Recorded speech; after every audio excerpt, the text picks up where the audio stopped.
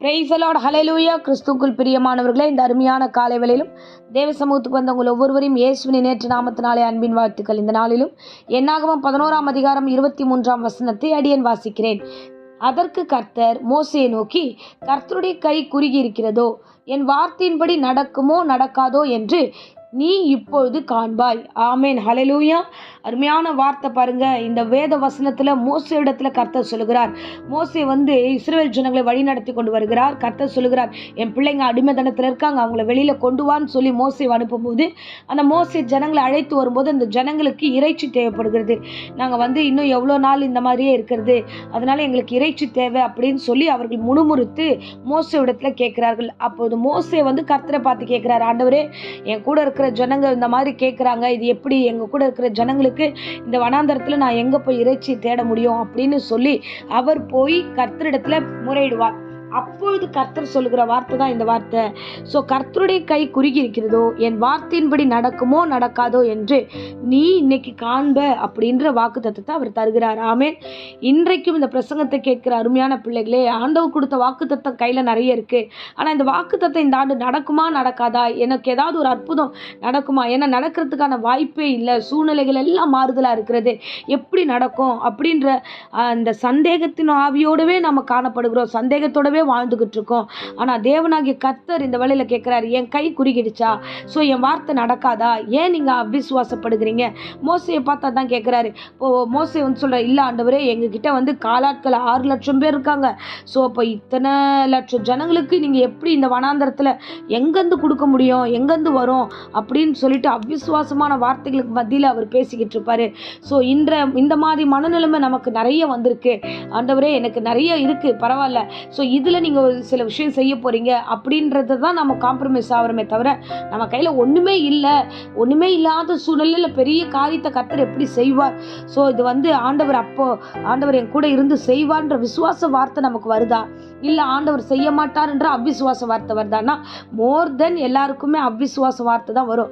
எப்படி காசே இல்லை, எப்படி எங்களுக்கு உடல் சுகமே இல்லை, எங்களுக்கு இப்படி நல்லா நடக்க வாய்ப்பே இல்லை அப்படின்ற நெகட்டிவான வார்த்தைகள் தான் வரும். அதே தான் மோசேக்கு வந்துச்சு. எப்படி ஆண்டவரே, இவ்வளோ ஜனம் வச்சிருக்கேன், இவ்வளோ பேருக்கு எப்படி காடைகளை கொடுக்க முடியும், எப்படி அது சான்ஸே இல்லைன்ற மாதிரி பேசும்போது தான் கர்த்தர் சொல்லுகிறார், இல்லை, நீ நடக்குமா நடக்காதா, நீ என்ன பாரு, நீ என்னை பார்த்து விசுவாசி, நீ பார்க்குற மாதிரி நான் ஒரு காரியத்தை செய்கிறேன்னு சொல்லி என்ன தெரியுமா சொல்லுகிறாரு? 31ஆவது வசனத்துல பார்க்குறோம், கர்த்தரிடத்திலிருந்து புறப்பட்ட ஒரு காற்று.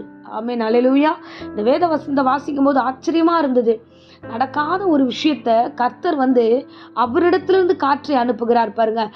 அங்கிருந்து அவரிடத்திலிருந்து புறப்பட்ட ஒரு காற்று சமுத்திரத்தின் காடைகளை அடித்து கொண்டு பாளையம் முழுவதும் போட்டது என்று நாம் வேதத்துல வாசிக்கிறோம் பாருங்க. தொடர்ந்து வாசிச்சோம் பார்த்தீங்கன்னா, தரையெங்கும் 2 பக்கமும் 2 முழ அளவு அது கொட்டி கிடக்கிறது. அநேக ஆச்சரியப்படும் விதமாக அந்த பள்ளத்தாக்கு எங்கும் இறைச்சியாக காணப்பட்டது என்று. அல்லேலூயா. என் அன்பு பிள்ளைகளே, தேவனுடைய வார்த்தை சொல்லுகிறது, ஆண்டவரிடத்துல நடக்குமா நடக்காதான்னு இல்லை, நம்முடைய பார்வைக்கு தான் இது நடக்குமா நடக்காதா, நான் செய்வேனா செய்ய மாட்டேனா தெரியாது. ஆனா தேவன் கரத்துல ஒப்பு கொடுக்கப்பட்ட காரியம், தேவன் கரத்துல சொல்லப்பட்ட காரியங்கள், அவர் நமக்கு தருவேன் என்று வாக்கு கொடுத்ததெல்லாம் அது அவருடைய பொறுப்பு, அவர் நிச்சயமாய் செய்வார். ஆமென், அல்லேலூயா. ஒரே ஒரு காற்றை தான் வர பண்ணினார். அந்த ஒரு பெரிய காற்றே பெரிய ஆசீர்வாதத்தை கொண்டு அந்த இடம் முழுக்க நிரப்பிற்று. அல்லேலூயா. ஒரு கையளவு மேகம் பெரிய மழையை கொடுத்தது என்று எலியாவுடைய காரியத்தில் நம்ம பார்க்கிறோம். அதே மாதிரி தான் உங்களுடைய சின்ன விசுவாசம், கொஞ்சம் விசுவாசம் பெரிய ஆசீர்வாதத்தை உங்களை தேடி வரும். ஆமென், அல்லேலூயா.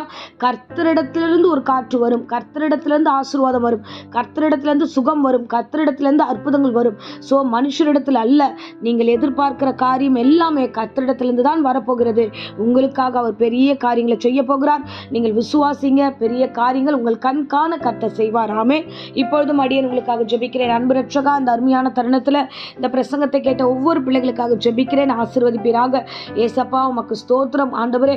அப்பா, காரியம் பெருசு ஆண்டவரே, பெரிய பெரிய காரியங்களை நடத்துவதற்கு வாய்ப்பில்லாத சூழ்நிலையில் ஆண்டவரே, இந்த வேளையில பிரசங்கத்தை கேட்டுக்கொண்டிருக்க ஒவ்வொரு குடும்பத்தாருக்காக நான் ஜெபிக்கிறேன் ராஜா.